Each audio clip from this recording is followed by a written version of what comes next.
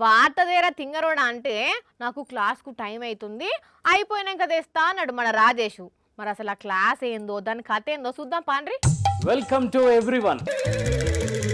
వన్నే ఉన్నాడా? ఎవ్రీ ఏడున్నారు. ఇవాళ ఒక్కడేనేమో, రేపటి నాట నా ఇన్స్టిట్యూట్ ఫేమస్ అయిన తర్వాత కూర్చునేందుకు కుర్చీలు సరిపోవు. ఎందుకు అంత లావున్నోళ్ళు వస్తారా? Silence, don't disturb the class. అబ్బో, అసలు నీ క్లాస్ ఏందో నేను కూడా ఇంట కానీ చెప్పు.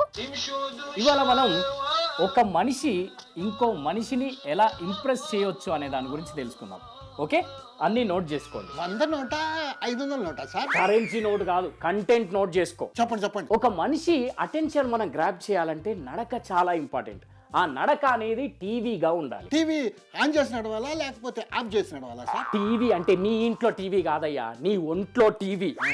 ఒక మనిషిని పడేయాలంటే మనకి మేజర్గా 3 ఫ్యాక్టర్స్ ఉపయోగపడతాయి అన్నమాట. అందులో ఫస్ట్ టెక్నిక్ వచ్చేసి కొంటె చూపుతో చూడాలి, రెండవది యాక్షన్స్తో మన ఎక్స్ప్రెషన్స్ ఇవ్వడం, మూడోది మాటలతో వాళ్ళని పడేయటం.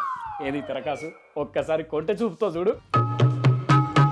కొంటె చూపుతో చూడమన్నా, చూపు పోయినట్టు చూడమనలే.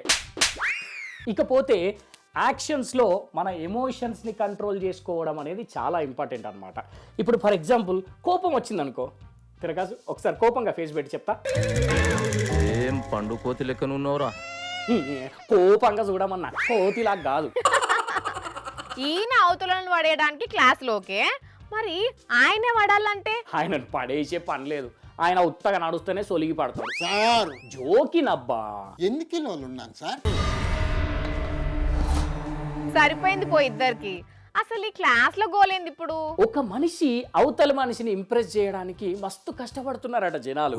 అందుకే ఈజీ వేలో వేరే వాళ్ళని ఇంప్రెస్ చేయడం ఎలా అనే క్లాసులు స్టార్ట్ చేసిన నా ఫస్ట్ స్టూడెంట్ ఆయనే. ఆఖరి స్టూడెంట్ కూడా ఈయననే గాని, అయినా గీసోంటి క్లాస్లకు ఎవరు వస్తారు నీ పిచ్చి కాకుంటే? ఎందుకు రారబ్బా, చైనాలో అబ్బాయిలను పడేయటం ఎలా అని క్లాసులు పెడితేనే బొచ్చెడు మంది అమ్మాయిలు అటెండ్ అవుతున్నారట. చైనాలనా?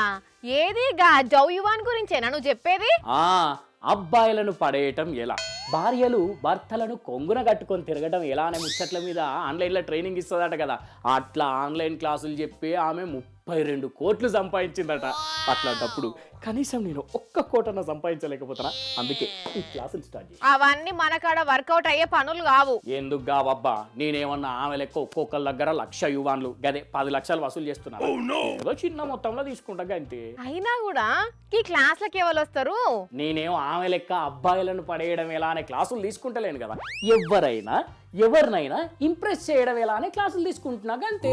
ఆమె 32 కోట్లు సంపాదించిన ముచ్చట తెలుసుకున్నావు గానీ, మరి ఆ క్లాసులో బ్యాన్ చేసిన ముచ్చట తెలియదా? బ్యాన్ చేసిండ్రా? ఎందుకు? అడ్డగోలు క్లాసులు చెప్తే బ్యాన్ చేయకుంటే భారత్ తీసి ఊరేగిస్తారా? మన ఎట్లా కావులే, ఎందుకంటే మన పిచ్చి క్లాసులు కాదు కదా. అవును, క్లాసులు పిచ్చి కాదు, చెప్పేటోడే పిచ్చోడు.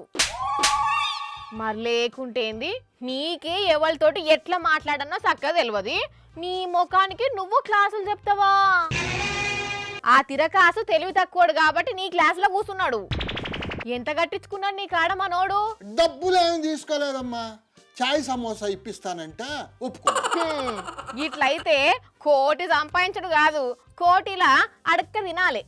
నడు సాలుగా అని చెప్పిన కాడికి నీ సొల్లు పాఠాలు వార్తదేపో పోయి. ఏదన్నా చేద్దామంటే ఎప్పుడు చూడు బాయిల కప్ప లెక్క కాలు పట్టి వెనక గుంజుడే కానీ ఎంకరేజ్ చేద్దామన్నది ఉండనే ఉండదు. ఇంకెందుకు కూర్చున్నావాడా, క్లాసులు నాశనం దాయిగా.